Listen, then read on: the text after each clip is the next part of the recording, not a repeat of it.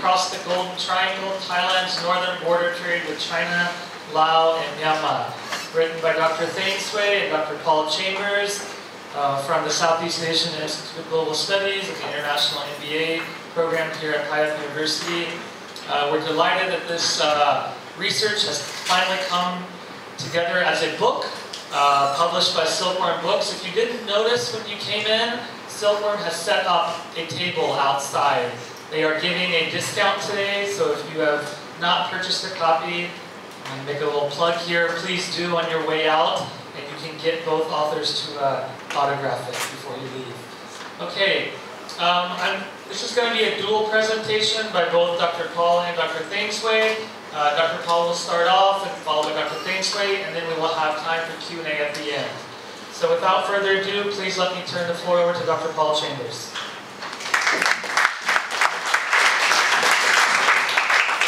Thank you very much. This project has been long in the making and long in the finishing. As I was just saying downstairs, starting in 2006, Dr. Thein and I have been doing lots of legwork, lots of field work, interviewing villagers, business people, and processing it through probably the publication stage. So I want to thank everyone for coming here to see the book at its fruition. Okay, and this book launch hopefully give you a summary of what our book talks about. I want to thank Morita-san for coming here as well. Wrote the forward for our book. And there are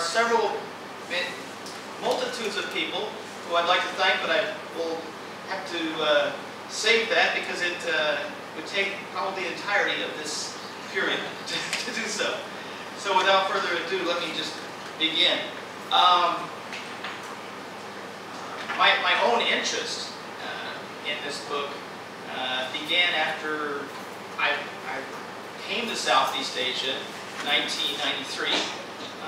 And living in Chiang Mai, I wanted to learn about the region, the political economy, and I saw this burgeoning area of trade and interactions among states. And as it's moving forward, as China is growing powerhouse economy, you see that the different states of mainland Southeast Asia are also becoming involved. So the Golden Triangle, well, along the Mekong Basin, we see that Thailand, Lao, and Myanmar, Burma, have long been known for the surreptitious narcotics trade, which has centered upon their common border at this infamous Golden Triangle.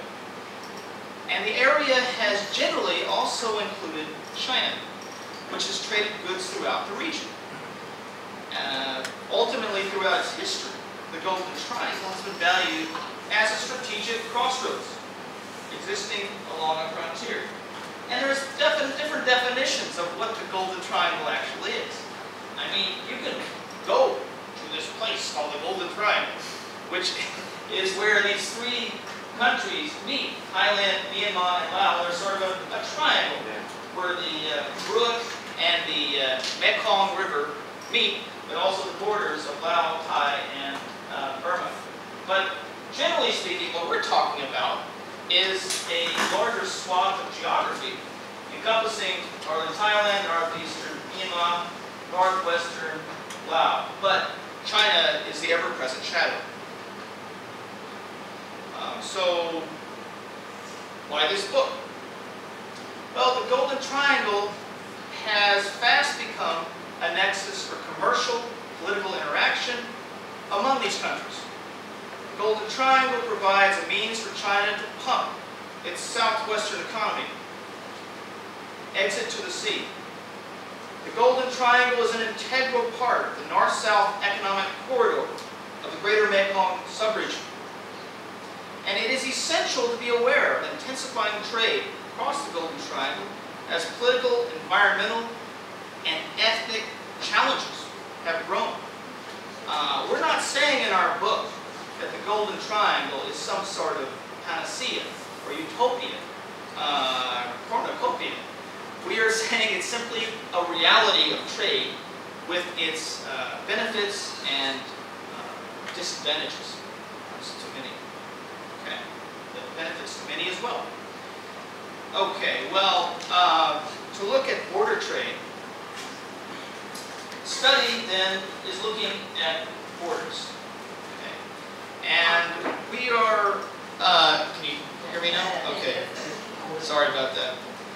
I'm not used to using it. Border trade calls attention to potentially spiraling political, social, and economic disparities between neighbors, which may challenge or facilitate a boundary relationship. Borders separate political entities, providing opportunities, though, for economic prosperity, provided that commercial obstacles are effectively minimized. Such trade is also unique given its often informal or underground nature. So there is a map of the Greater Mekong Subregion. So what we're looking at specifically is this area here, but we have actually I can't, and you can see we're looking at this area here. And the area of the Golden Triangle is becoming a sub-regional economic zone. Here it is in a better map. Alright. So, at the top is China, Kunming, southwestern China, which needs an exit to the rest of the world. And this is a trade route. Greater Mekong Subregion's north-south economic corridor, which would look so easy. We can go straight through these countries to Bangkok, okay, or sometimes through Myanmar, okay. But there are 3 routes that this takes. The one route can either go through Lao, it can go through Myanmar, or it can go along the Mekong, which is the Mekong route is actually straight from Thailand, from Ching San in Thailand, straight to China.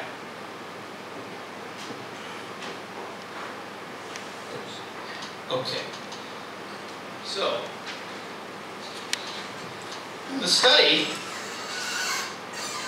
examines then Thailand's increasing involvement in the Greater Mekong Subregion corridors, as well as northern Thailand's growing border trade and burgeoning economic growth. So what we're trying to look at in this book is, what factors have facilitated the growth? What have been the barriers to border trade? To what extent have national policies stimulated the ebb and flow of border trade in the region? How has Thailand's process of decentralization stimulated the growth of border trade in the region? And in particular, to what extent has the completion of the Greater Mekong Subregion's north-south economic corridors, be they R3A through Lao, R3B through Burma, or Myanmar, or along the Mekong route, served as a catalyst whereby neighboring countries and peoples undergoing social changes will become increasingly connected with Thailand economically, politically, socially, and linguistically? These are the questions that we really look at throughout the book.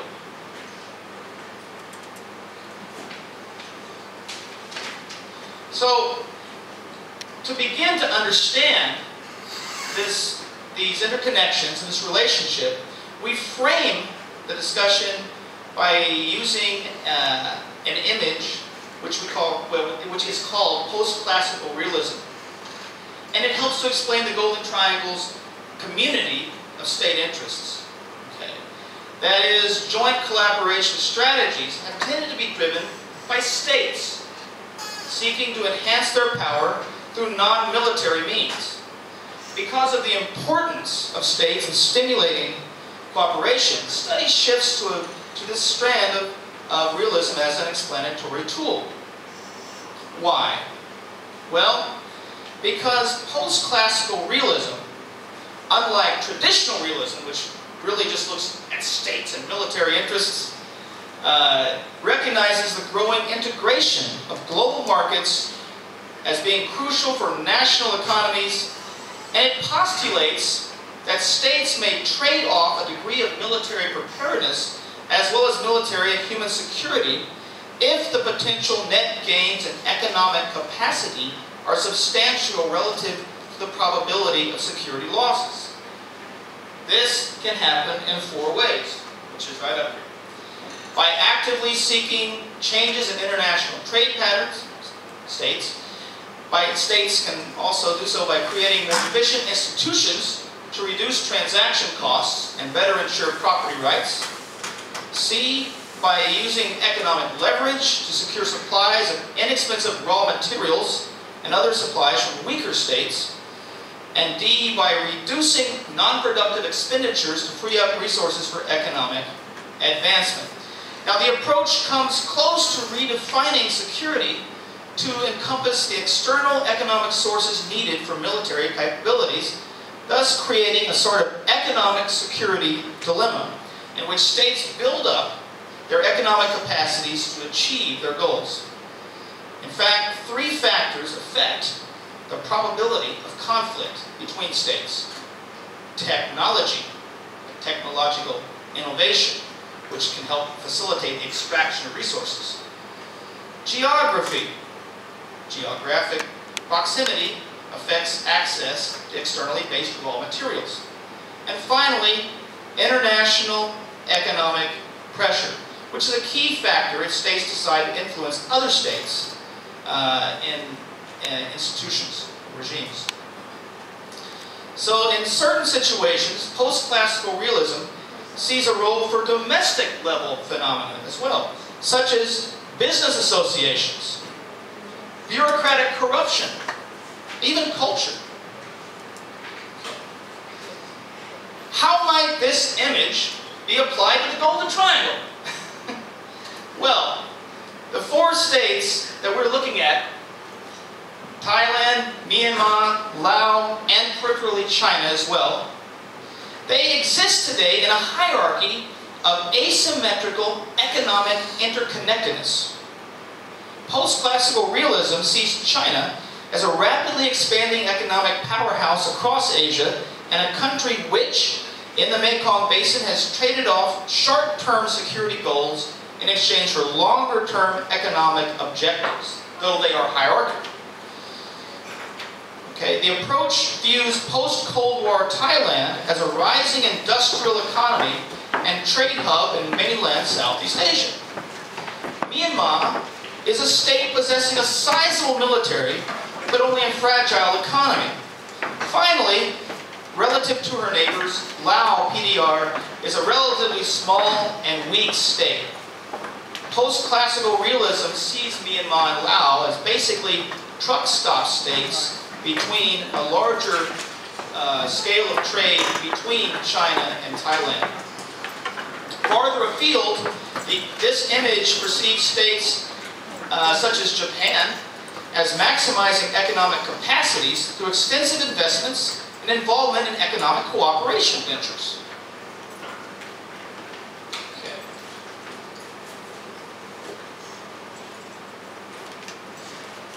So, in addition to state tensions, globalization is driving the integration of markets. Okay. Driving the integration of markets and the building of what Kenichi Ome terms region states. Region states are interlinked geographical areas encompassing states, sovereign states, or parts of states in a transnational economic endeavor.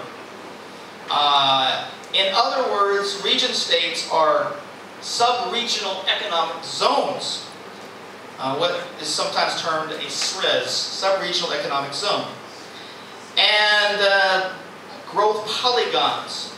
Okay? These growth polygons bring different political, investment, and regulatory measures to bear on any given economic activity. Now, post-classical realism's emphasis on intrastate cooperation is reflected then in the evolution of a Golden Triangle community of states. In other words, this sub-regional economic zone is the community of states that we're talking about. This zone has been constructed on the back of various regimes throughout the years. There's ASEAN, the Association of Southeast Asian Nations, of which these Golden Triangle states are a part. There is the Greater Mekong Subregion, which I'm about to talk about. There is the ACMEX, the Irrawaddy Chao Phraya Mekong Economic Cooperation Scheme, an idea of Thaksin Shinawatra, former Prime Minister. Okay.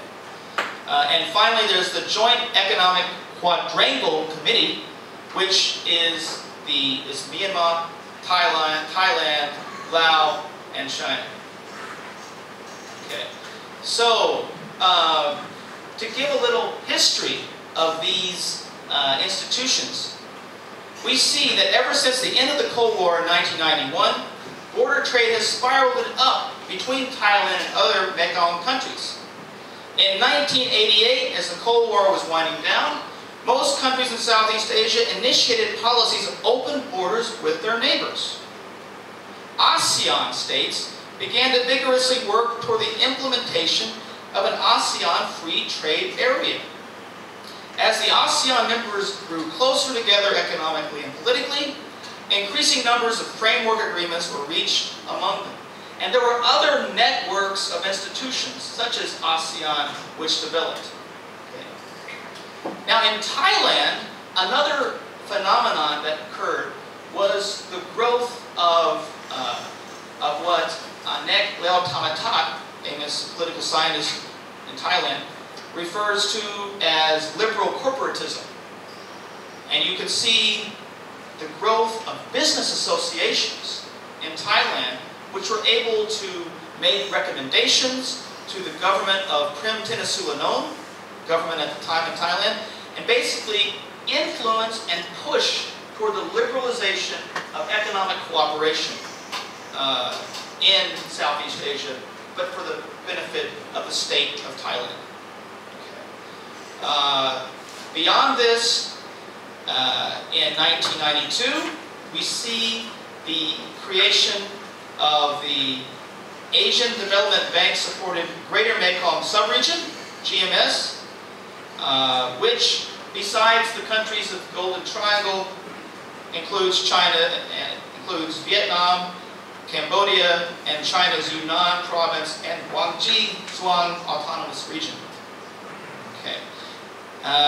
So the GMS draws the Mekong countries more closely together through a program of sub-regional economic cooperation to promote economic growth in the Mekong Basin.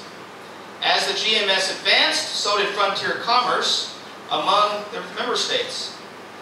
Border trade has continued to grow despite the harrowing financial crisis of 1997 and political obstacles. So what we see is that regionally, you have these economic or political institutions like ASEAN, GMS, and smaller ones like ACMEX that I mentioned, that are trying to push for more trade in the region. But internally, especially in Thailand, as we're looking at Thailand's northern border trade and its relations with these states, in Thailand you see a very liberalization, a more liberal outlook, because business associations began to have more influence on government policy in the late 1980s.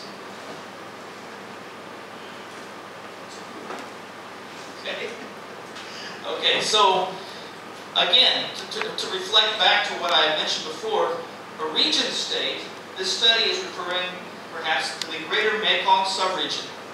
Okay, and within the region state, there are segments.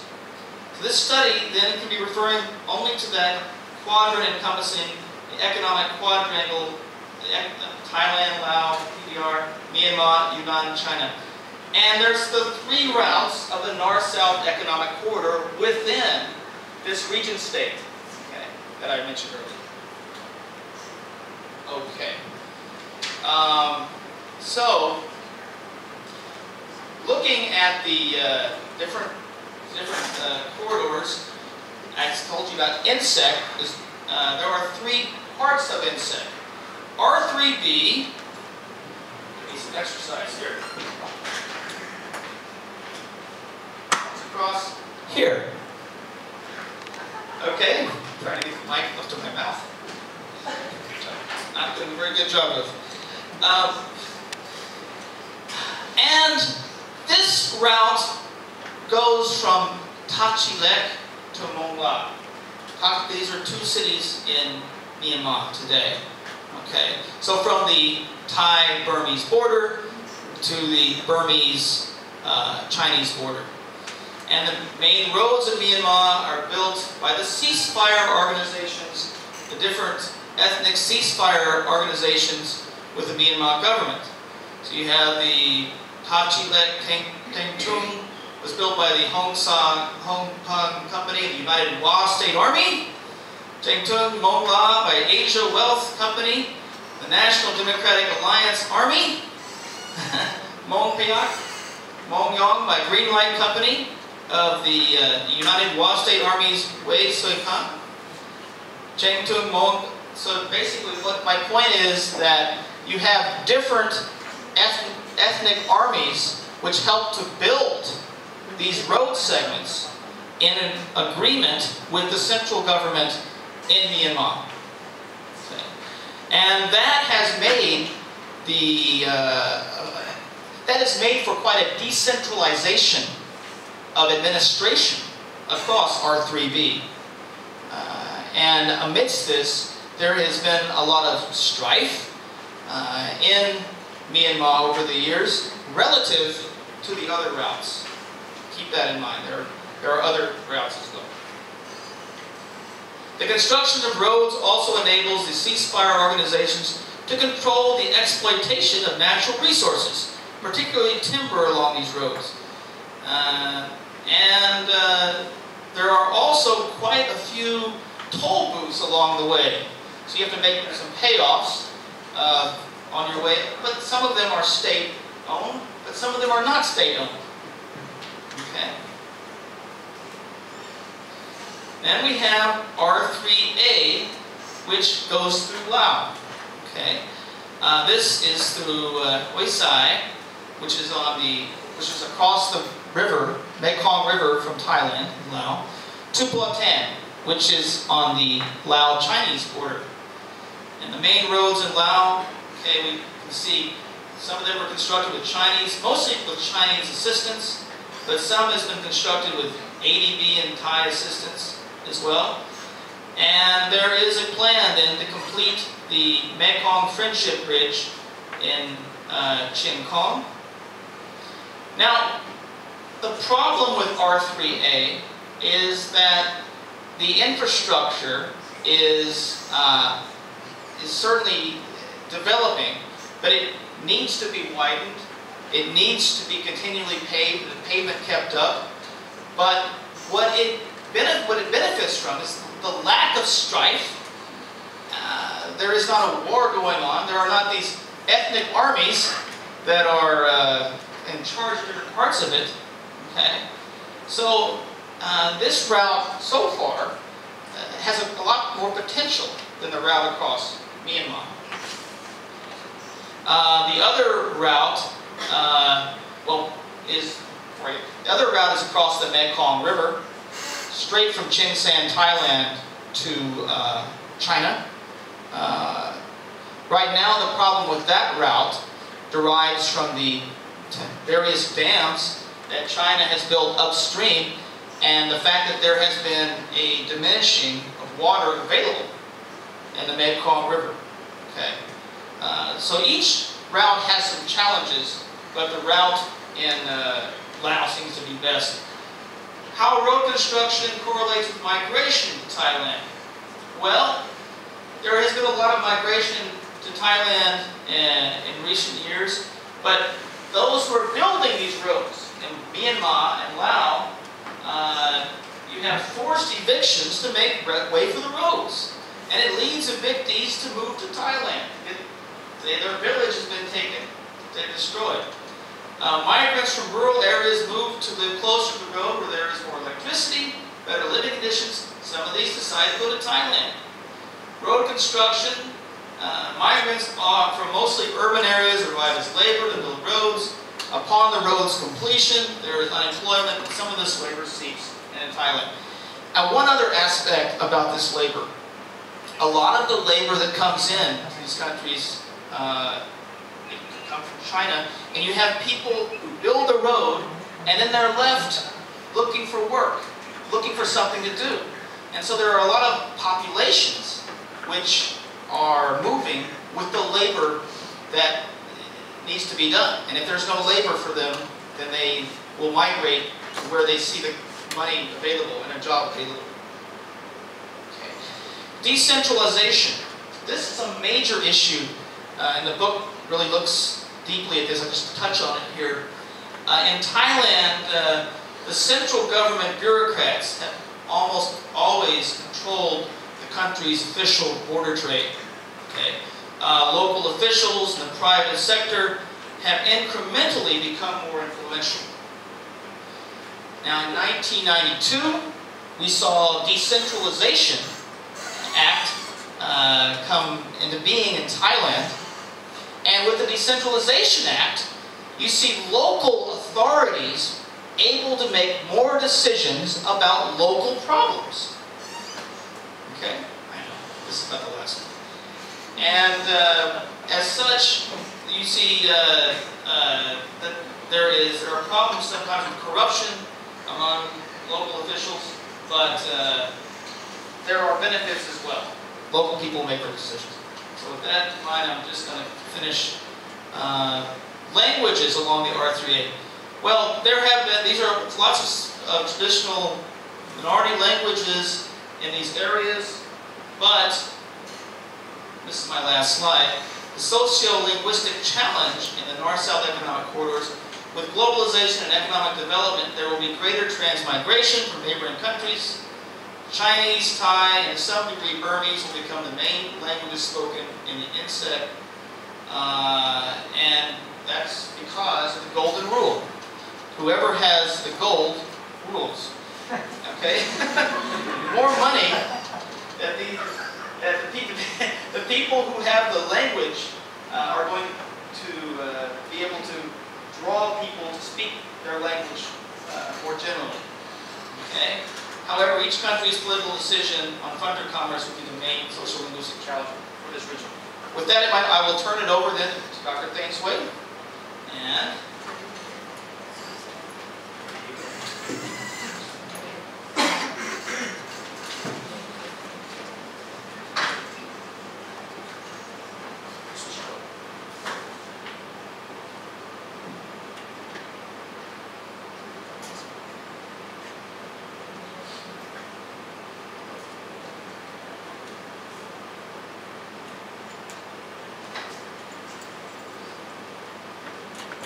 okay, I'll just restate some of the points that have been mentioned. Some questions that needs to be answered in our study. First of all, how has the cooperation among these four countries evolved? The second question is, what have been the successes and the obstacles?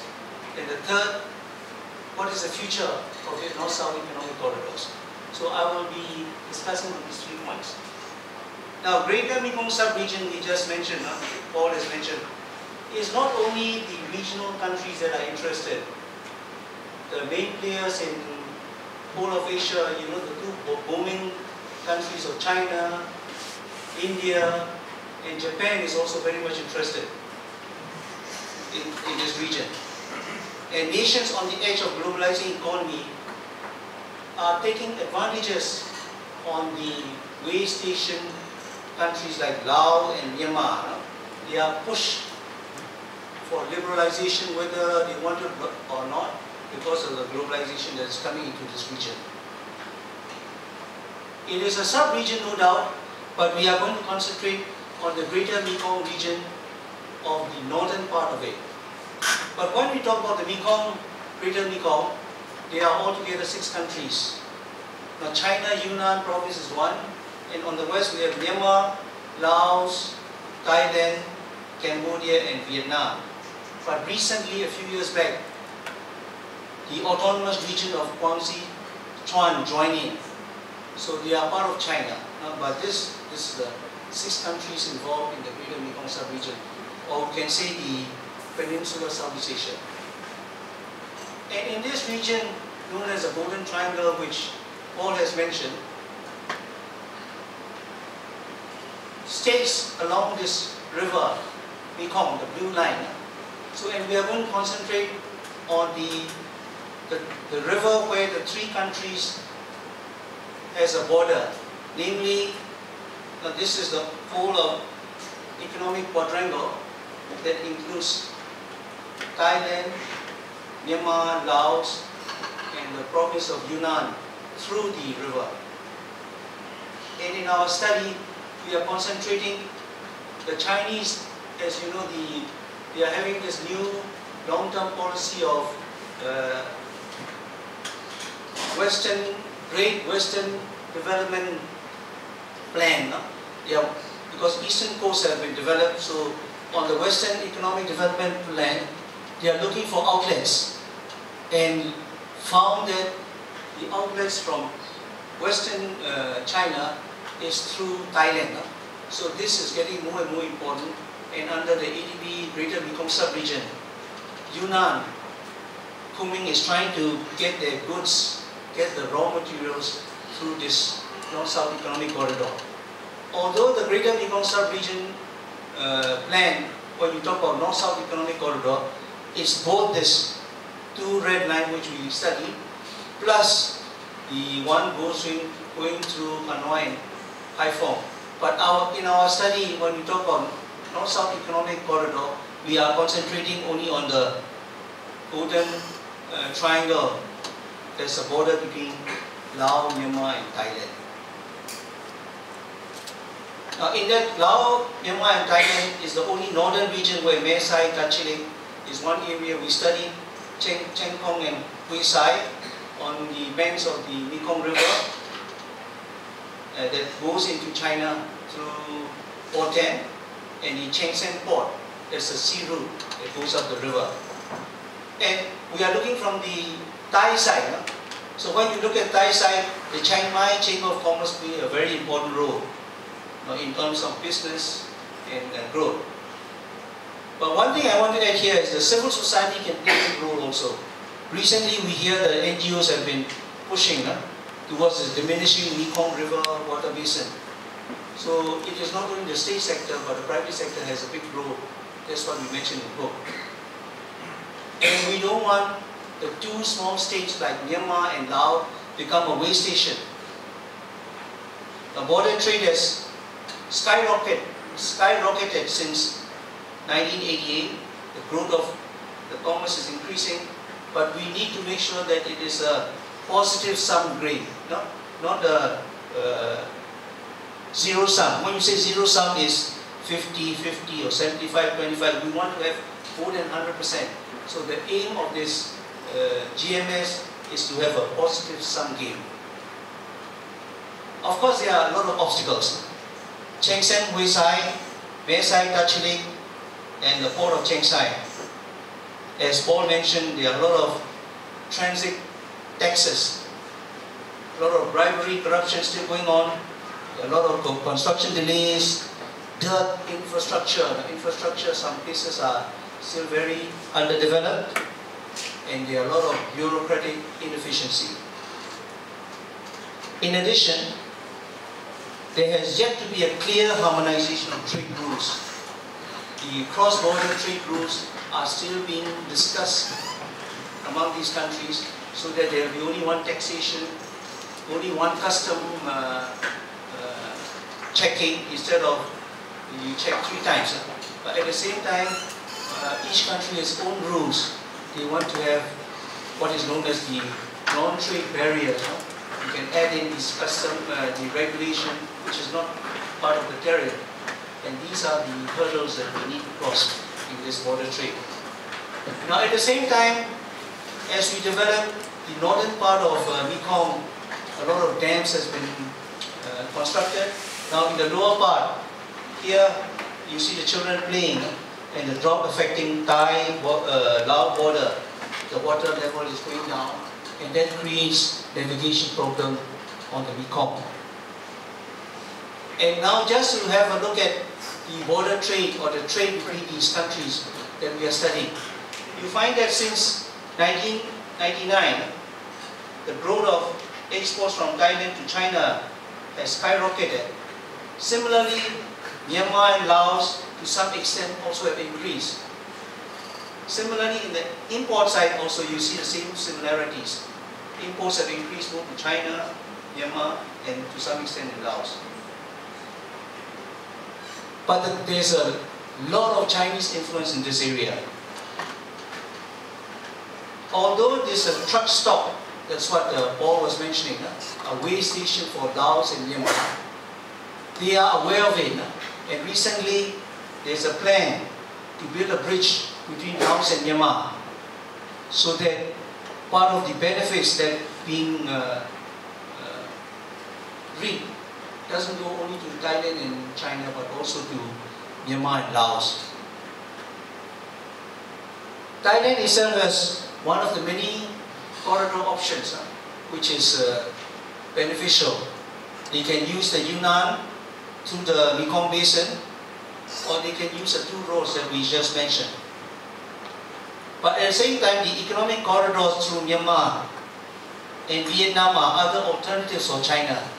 China is not only looking at the North-South economic corridor I just mentioned, but they also have the other North-South economic corridor through Vietnam. So it is not a monopoly for trade between China and Thailand through the Mekong study we just did. Furthermore, some respondents when we were in Chiang Mai and Chiang Kong and Mae Sai, they also voiced that the greater control on the northern Thailand coming through this Chinese influx of investment. There were some stories that to get through the legal hurdles, the Chinese merchants are getting married to the Thai wife, and that Thai wife allows them to start investment here, although they may have another spouse back in China. But whatever it is, I want to highlight what Paul mentioned also, that since 2010, 1st January, there is already ASEAN Free Trade Agreement with China, with Japan, South Korea, Australia, New Zealand, India. So there is a lot of push factor, although it may not be a pull factor, that this area is going to be opened up. And within this push factor, how is the other two countries going to survive? Not to become a way station. So for future border trade between Thailand and China through Mae Sai, Dutch Lake, Chiang Kong, Hue Sai will undoubtedly grow. But within that growth, how will Laos and Myanmar benefit from that? These two clustered border cities should experience continued development, but at the same time, a lot of warehouses on the border areas are going to be built. Custom facilities will be there. There will be a lot of governance issue, corruption issue, red tapes, which are pretty challenging for these people along the Mekong on the border. Now, I just want to add in one more point, that this is not only the corridor that is being used. China is pretty smart. We have the North-South Economic Corridor, which the Chinese are interested. But in the Greater Mekong, there's another one which is there's an outlet. If they cannot come down through Thailand, they can go through Vietnam. So we need to be aware that, is this growth for Thailand, Laos and Myanmar, or is it for China? Now when we are talking about the GMS. Now there's another route that has been completed, known as the East-West Economic Corridor. And we say we are trying to improve the Greater Mekong Subregion member countries like Laos, Vietnam, Cambodia and Myanmar. But this route is the Japanese are more interested. The reason is, instead of going down the Malacca Strait, which is pirate infested, this will shorten by about a month, going through by roads. But the constraint here is that you need a lot of cross-border barriers, customs clearance, checking clearance. This is another challenge that we face. Now the southern corridor, as you just, maybe some of you have heard, former Prime Minister Abhisit went to Burma, signed a 60 years free trade agreement with Myanmar to develop this Dawei free port. A lot of these polluted factories are going to be transferred to Myanmar.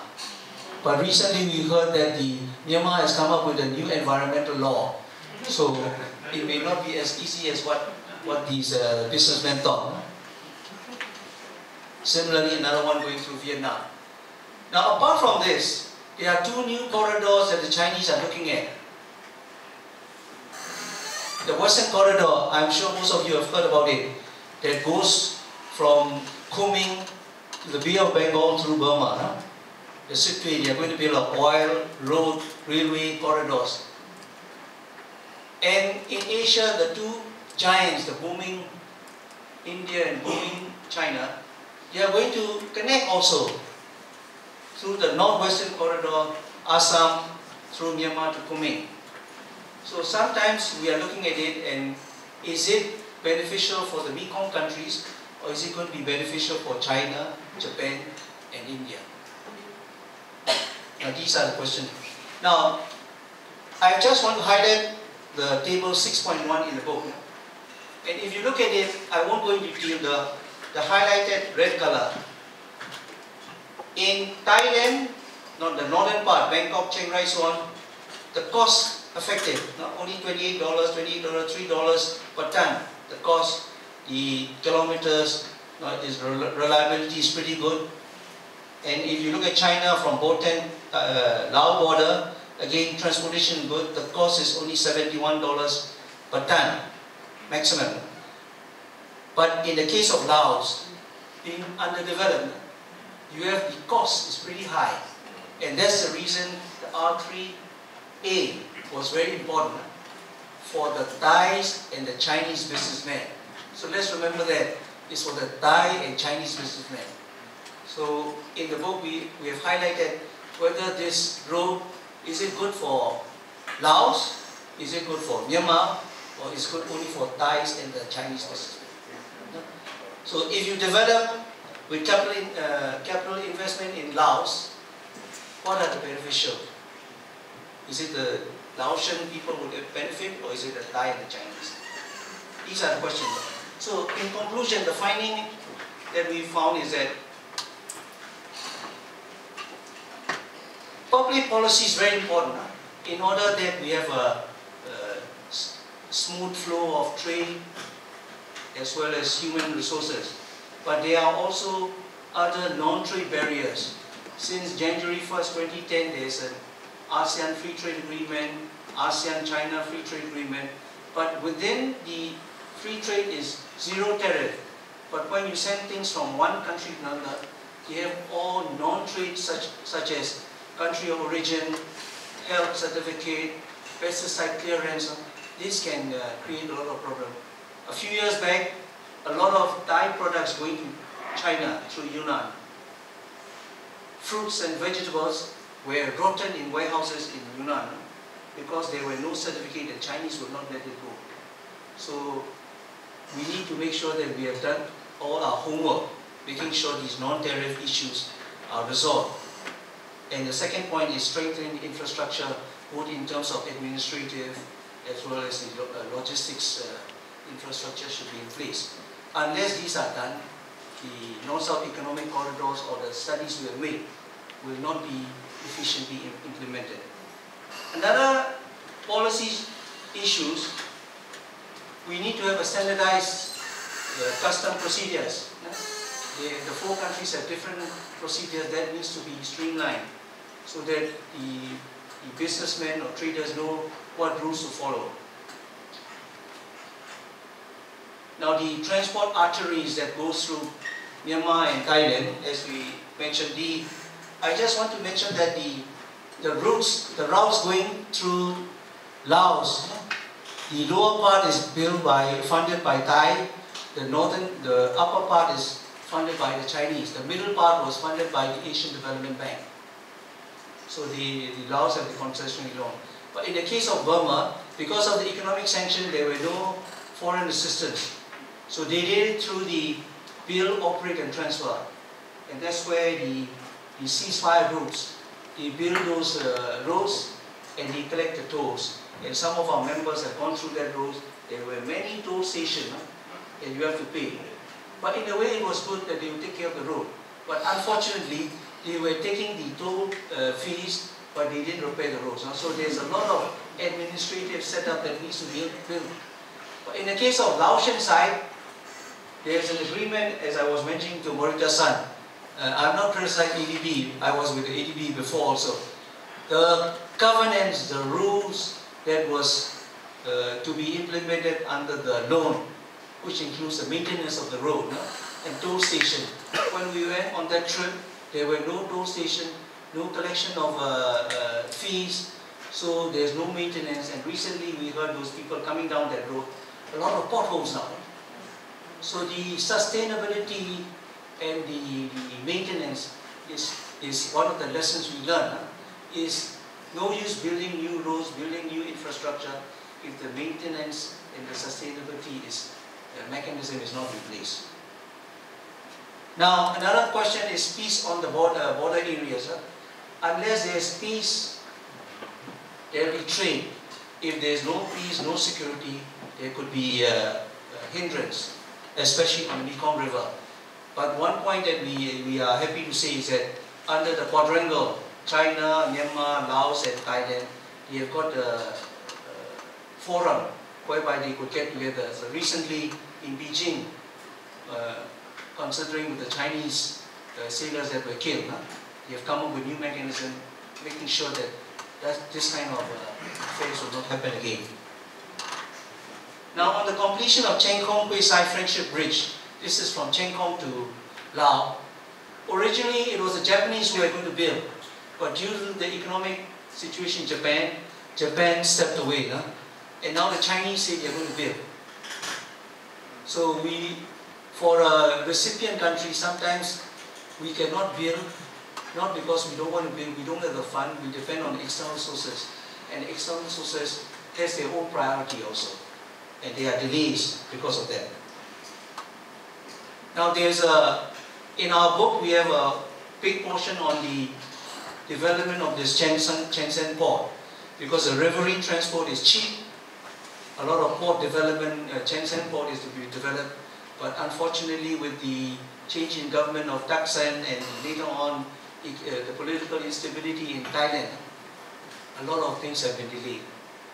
The expansion of this Shenzhen port. But whatever we may say, the successful implementation of these infrastructures and policies are very important in order that whatever developmental or investment we have put in this area can be sustained and maintained. We agree in this book that the border trade should be speeded up for the development of these rural areas for the people living in that area. And that area is the most, you may say, in terms of poverty, the poverty alleviation needs to be uplifted there. And competition is growing. The Chinese are coming, we say, but are the Laotian, the Burmese, the Myanmar, and even the Thais, are we ready to compete with the Chinese investment coming down? Economic growth will accelerate the border region. Whether we like it or not, the wave of investment, globalization is coming, and this is a big challenge in this modern Golden Triangle. Now there are a lot of opportunities, I will not repeat them, most of them Paul has covered, but this study is the Mae Sai, Touch Lake, Cheng Kong Kwe Sai, and the port of Cheng Sen on the Mekong River. Whatever we may say, is a bustling community. You see fruits and vegetable sales bounty all across this region. You can get fruits that is going up the Mekong River, fruits and vegetables. Some of them are coming down from China to northern Thailand, to Laos, and to Myanmar. And Myanmar vegetables are going up. So it is a bustling and dynamic region. Now, some people would ask, what's the role of Chiang Mai? And with this flood, with the economic recession, do you think that, of course, there will be a lot of pessimists who will say that whatever you are saying, there is no growth with the global meltdown. But there is one investor who is very much interested. I've written that in the book also. The Promenade Resort Mall, which you might have heard, is coming in the Big C. North of Big C, just on this second ring road.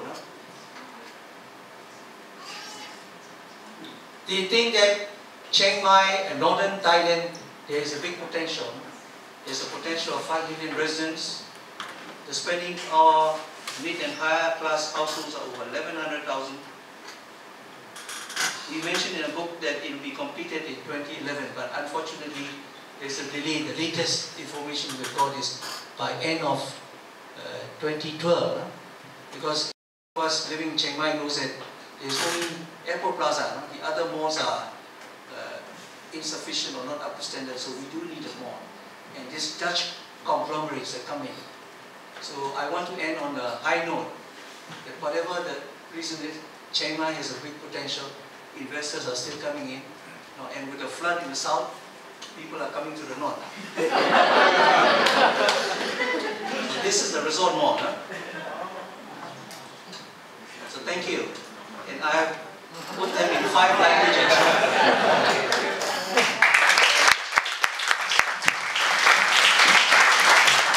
So your question and answers session. So if you have any question, please. Yeah. And if I cannot answer, Paul will answer.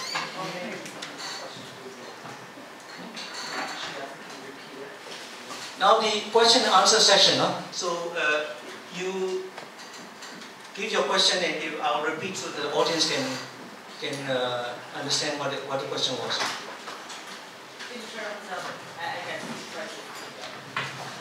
Please don't give your comments. I don't accept comments. Questions, please.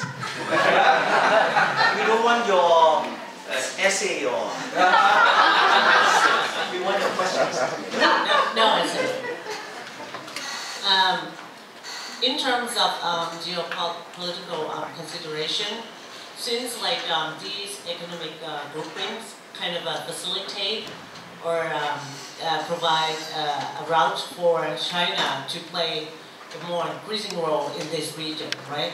I wonder what is the response or the position of ASEAN and the U.S., especially the security issue, within this region, like Spratly, still unresolved, right? And so when you have these Chinese, coming in via economic cooperation, so we give more power for the China to play a large role in this region. And the second question, the quick one, is what is the Thai military position in terms of these economic advancement? Because they're long concerned about the traditional security issues like territorial sovereignty. So. The first question is, the Chinese are coming. What are we going to do? The second question is the security issue. So I'll give the floor to Paul, and then I will add in. Okay, thank you. Well, in answer to the first question, thank you for the question. The Obama administration has become much more involved in Southeast Asia on a more security level. The Bush administration started engaging increasingly with ASEAN over the last few years, but with regard to the Spratly Islands, the Obama administration has voiced its interest in perhaps seeking to help with negotiations. The Obama administration has been able to perceive the growing influence of China, but especially with regard to the Golden Triangle itself, the U.S. is not as involved as the Spratleys, but it looks, you could say that there could be a growing conflict of sorts, of tensions between the United States and China, because these are the two large powers that are in Southeast Asia. And by nature, and in terms of realism, post-classical realism is talked about, these two sides will tend to come into greater conflict. On regard to your second question, the Thai military has been involved on border issues forever. And in the Cold War, the military was in charge, and actually it still is in charge of border issues. But I think that what we see in the recent incident of the Mekong and 13 soldiers killed is drawing Thailand's military increasingly into the Golden Triangle issue. Okay? Because the Interior Minister, Chalam Yupabron, stated that actually soldiers killed the 13. Okay. The question then comes, why? And why does Chalam say this? Well, from what I've heard, these soldiers could be in cahoots with some highbrow or some big shot in Myanmar. So maybe they're gaining something. But on the other hand, we have to remember who is the deputy commander of 3rd Army Region. His name is Pricha Chanucha, deputy commander. And he is the brother of the army commander.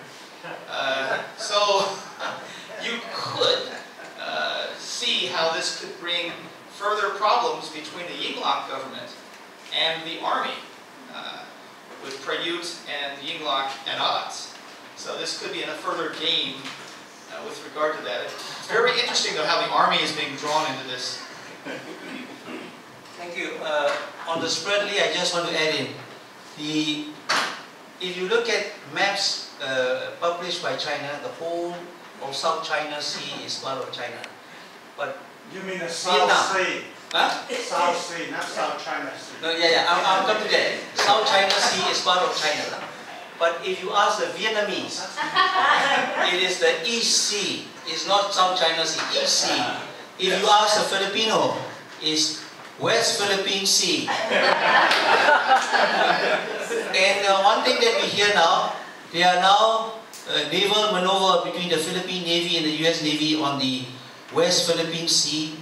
And Vietnam has invited the US to come back to Da Nang as a base. No? So there are a lot of geopolitical issues involved. Yes? Dr. Van Sui and Dr. Paul, since you mentioned Spratly and Parasol Island, I have a question for you. If you look at the map, the North-South Corridor number 2 through Vietnam seems to be distance-wise very short, and in terms of border crossing, there's only one border. So I know your book is on the quadrangular, the Golden Triangle area. But from your knowledge, can you tell us how much do the Chinese rely on this corridor through Vietnam? In terms of volumes, is there in terms of dollar, in terms of tonnage? What are the proportion of tonnage going through R3A, R3B, and Mekong versus the corridor number 2? And second question, do the Chinese consider Vietnam to be a security threat, and therefore they do not rely on it as much? Because I understand that last summer there could have been a war between China and Vietnam. I'll answer on economic, maybe Paul can add in the security issue. If you look at this, from Kunming to Haiphong, it's very short, even started building a railway line, fast railway for cargo to come down.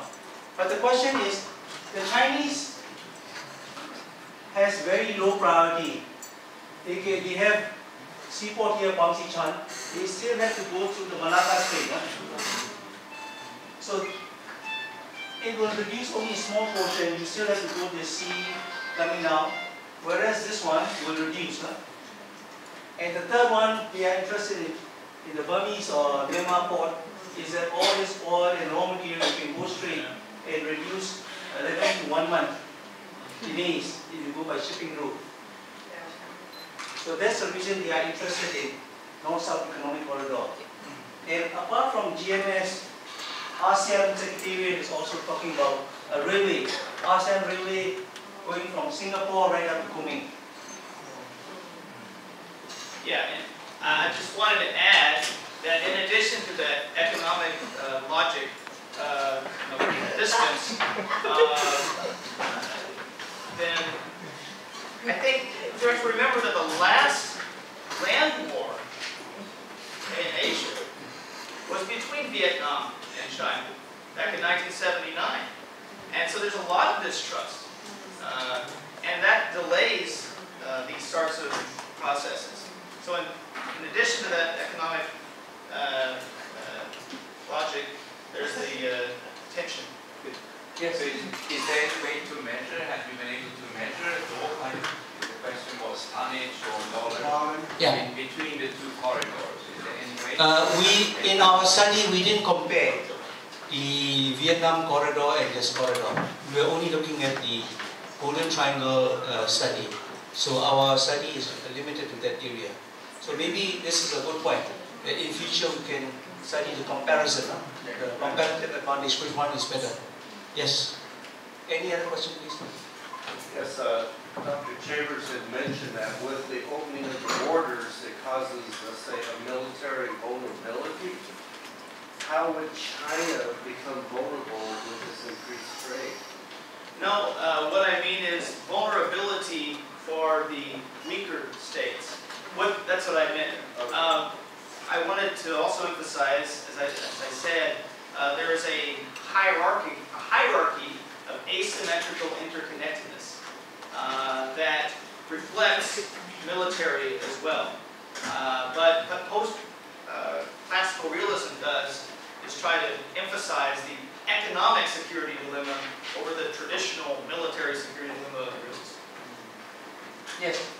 I just want to ask mostly from the economic side point of view, right? So the Chinese are coming, and although it's symmetrical between Thai and... Question please, huh? I don't want to comment. That's what I'm saying. The question is, what are the Thais doing? Because the Chinese can easily overcome the Chinese can easily overcome the Thai products, right? So what things are they doing to prevent that? Economic pressure, huh? Is it or is there any preventive things that they're doing? Because when the trade doesn't, it maybe sounds symmetrical right now, but it can very soon become asymmetrical. Okay, I'll leave that to Paul for the security. Let me talk about economics. We recently had a guest speaker in one of my globalization class. We invited the private sector to come. And this Thai businessman was telling me that not only in the northern Thailand, even in Bangkok, a lot of big, huge warehouses the Chinese are building there. They want to use Bangkok as a base to export their products to the whole of ASEAN. So the small and medium enterprises in Thailand are already trembling because it's a bulk coming in at the low cost per unit, and whether the small and medium enterprises of Thailand can compete with that. The reason is there is now ASEAN Free Trade Agreement, and the Chinese goods can come in any amount, no tax. So that is a big issue, because you cannot have tariff wars. So unless you can improve your quality of products and compete, you're going to lose in this competition. Yes, please. Yeah.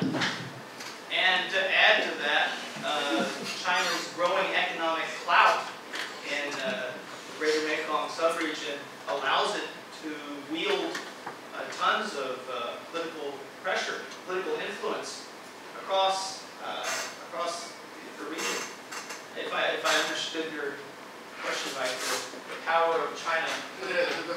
question was basically what I was asking, what you were saying. How you can prevent, because the Chinese has a great advantage over price. Right. They can easily, although the quality may not be the same on the power as the Thai product, but on the price, they can easily reduce 1/3 of the Thai products. And that's what they're doing to a lot of products. And that's why the Thais are very cautious or preventive in getting the Chinese products in. There is a very big problem. There's a fear in Thailand of this dumping of Chinese goods, and that completely undercut Thai goods. So there have been a lot of politicians in Thailand that have voiced their concerns about this, like Kraisak Chunovan.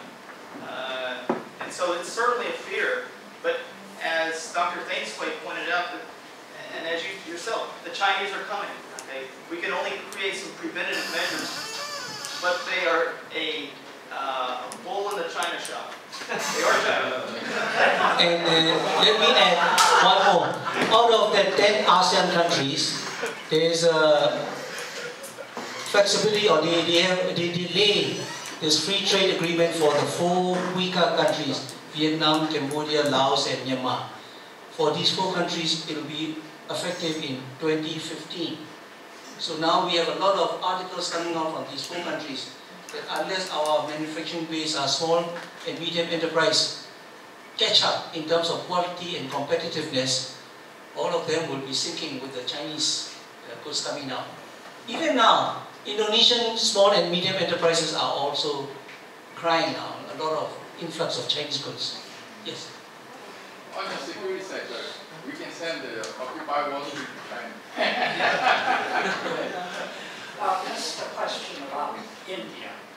Of the 3 great Asian powers, this has been all about China.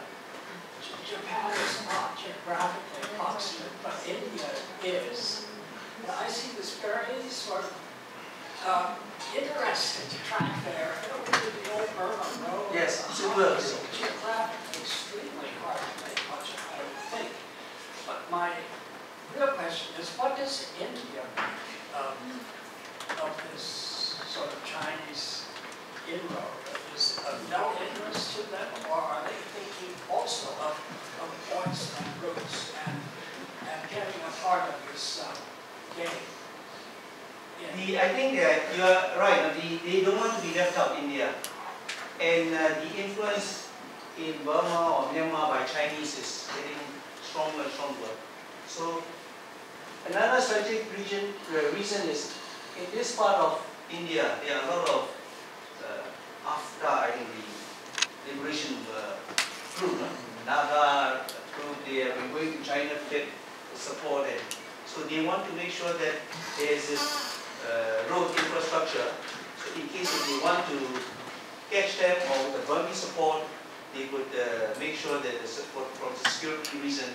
Plus, if you have economic development, that might stop the rebellion in the Assam region. But at the same time, they are also looking at east. There's a road that is coming down through Myanmar from Mandalay and going to actually then into Thailand. So India is looking, they have a new policy of look east, because look west, there's nothing there. No?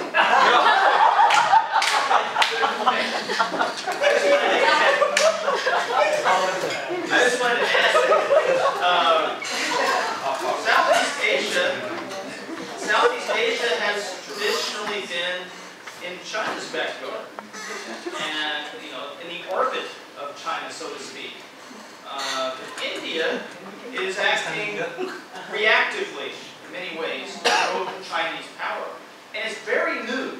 This new look east policy of India, it's just catching hold, and so we see just the dotted lines right now, and that's metaphorical too, because it's the dotted lines of a growing Indian relationship with Southeast Asia. So it's reactive to China. Yes, please. If my understanding is correct, the word golden in Golden Triangle once referred to opium. And I'm wondering if this whole development, what is the role, or is there any problem of illegal drugs, and who is benefiting from it, and what kinds of things are happening with that? Yeah, in the book we mentioned about this infamous Golden Triangle. From an infamous Golden Triangle, we want to have it as a developmental Golden Triangle. So the aim is, if you develop that area, the rural people, the trade might change their skills or their profession from a drug trade to a legal commercial trade. But it is very difficult, because I know a ton of opium, a ton of any goods, in terms of value, the opium fetch a much higher price in the world market. But again, not because I'm not from this region, it is the consumer. It's a supply and demand. If there's a demand, there will be a supply. Unless you can stop the demand, supply will keep on growing, because there's a demand. So what we need to look at it, the other side, you need to make sure that there is no demand, and supply will automatically goes down. And that's the problem, that we are looking at the wrong horse. You tell people not to grow. These farmers are very poor, and they want to get the best value out of it. A ton of rice and a ton of opium is not the same. And in that feeding region, the transportation is bad. They use donkeys, and if there are no buyers, I'm sure they will not produce. But are there buyers? Are there consumers now that want illegal drugs in that area? No, they're exporting. It's in the West. They're exporting where there's a demand, there's a supply. I'm not condoning the production. It's a big issue, and in the book we also have a picture of the opium museum. So it's a big issue that we need to overcome. But with development is one way. Another way is, how can we reduce the demand in order that the supply will grow? Yeah, I just want to briefly add to what Dr. Thein said. People have said that the construction of these roads, which goes through areas where there have been poppies growing, actually helps to facilitate the transport where people want. So you could argue, you could at least hypothesize, that the construction of these roads is helping the flow of drugs. But we can't make that, final judgment yet. It's hard to get the evidence. I think we may need to have another study, say in 10 years, because this is just starting. Right. So in 10 years, whether this road, in terms of maintenance, road station, whether it's what lessons we have learned, and similarly, lessons learned whether there's real growth in trade, or whether there's no growth. Yes, any more questions? Can I just add that if you're interested, a few years ago, Silkworm published another book called Merchants of Madness, exactly about this issue. Opium issue. All about the opium issue, methamphetamines taking over this region. It's written by Bertold Lintner, who lives here in Chiang Mai, so please read that if you're interested. Is there any estimation of the illicit versus legal trade across these borders? Our data in the book are all from the customs office, from the legal source. So we didn't get the non-legal.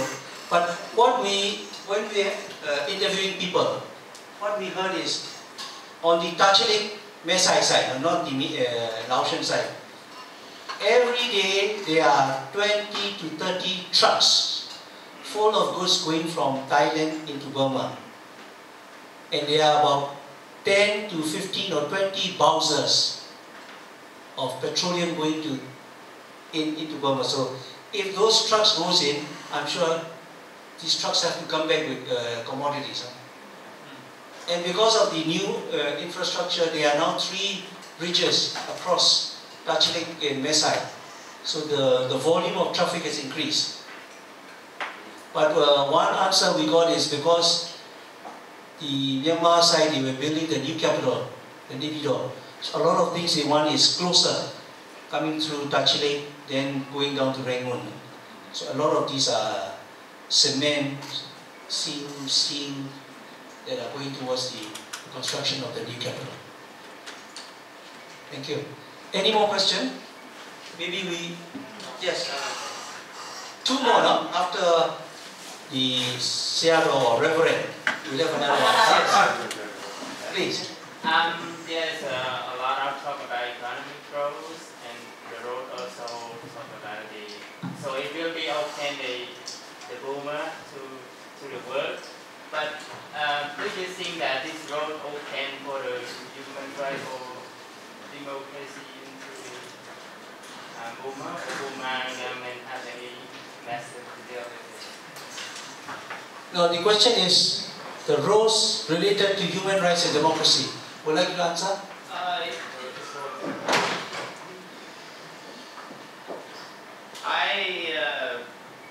I think this is primarily an endeavor for economic cooperation. Okay, for human rights cooperation, this is something that would be something very peripheral and probably not even thought of by the people who were planning this. This is an economic venture primarily. So I would put that very low down on this. Okay, I'll add one point. In our trip to Laos, up to the the Chinese border, between Laos and Chinese border, Basin, there is now a big casino. I think it's closed now anyway. The casino was built on the land the farmers were using for farming. And under the road agreement with ADB, there's supposed to be compensation resettlement. And we met a lot of farmers, and they say up till now they haven't got a single part or single cent for the compensation. Now the question is, where did the money go? So when we checked, ADB have disbursed the money, it went to the Laotian Treasury, and the Laotian Treasury said they are given to the governor of that province. Now the governor of the province disappeared. So that is a human rights violation. The farmers are not getting the full share. Someone has exploited. One last question. One last question. Yes. Will the Golden Triangle development will destroy the natural resource of the Myanmar or Lao rather than the much more benefit? On our trip, both on the Myanmar side as well as Laos, we have seen that there were parts of roads both in Laos and Myanmar. The roads were built by the Chinese contractors. And the understanding was they will build the roads, they will take the boulders, they will take the teak, and they were all shipped to China. So there were a lot of deforestation involved. And the aim of these road contractors is for profit motive, nothing else. We still have. Yeah, I just wanted to add to that. In Thailand, since decentralization has come in, then you have different interests at different levels, which might, contend over what to do with these natural resources. And there have been some business interests at the local level, which have been accused of corruption and taking these natural resources, whereas at the national level, there's more of this emphasis of we have to do some protective efforts. It's been much more difficult, actually, due to decentralization. So, on page 82 of the book, we mentioned on the way to Basin in the Lao-China route, the R3A. Because of the road, the lignite mines have been developed. So there are 20 trucks coming to Thailand, another 20 trucks going to China, and the place is polluted, all black. So that is part of the development again. The pollution, the environmental degradation, nobody is looking after that. They are just exploiting the resources there. So sometimes whether development is a plus or minus. And especially for Myanmar and Laos, what we mentioned here is a way station, maintenance. The Chinese are not given, the Thais are not given, the Laos and the Malaysians, they have to do their own. And the benefits are mainly for these two big countries. Now please join me in thanking our speakers.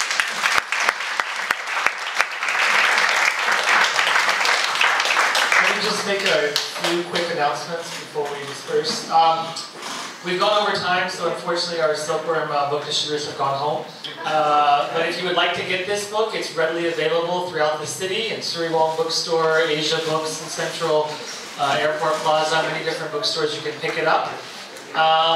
I'd also like to mention, if you're interested in this issue, if you would like yourself to go up on one of these routes or learn more, Chiang Mai University is actually going to have a seminar in December about this issue. And then I believe for 2,000 baht, you can actually join a 2-day tour up the route. I believe that's going to happen December 10th and 11th. And I think it's organized by the Department of Political Science at Chiang Mai University. The information you can find on the internet. Our next presentation will be in about 2 weeks. We're going to join hands with the Institute of Religion, Culture and Peace here at Payap University to start a series of videos on religious traditions throughout Asia. There will be a video shown on Tuesday, November 15th, I believe about Buddhism in China. And Dr. Ishwar Harris, who's here in the room, will be facilitating discussion. If you're not on our email list, please sign the sheet, and we will put you on that for further announcements. Thank you again for coming today. Let me add one more point. What Adam mentioned about the trip. Before the trip, as part of the 20 years of Greater Mekong Subregion development, in Chiang Mai University there is a 3-day seminar conference. At the end of the seminar, the trip will be conducted. So all are cordially invited. Again, there's a nominal registration fee. Thank you.